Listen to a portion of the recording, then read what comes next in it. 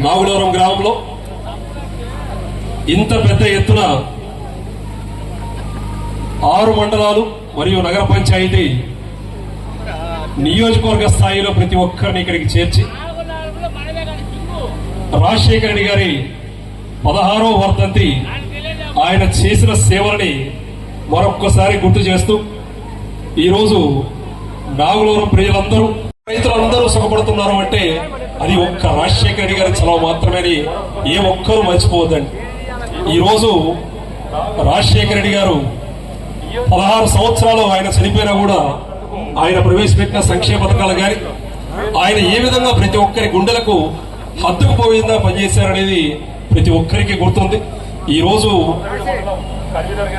2009 September 2వ తారీఖు వారు స్వర్గస్థులైనారు. దాని తర్వాత రామరాజ్యం వస్తుందో లేదో అని ప్రతి ఒక్కరం ఆలోచన చేశాం.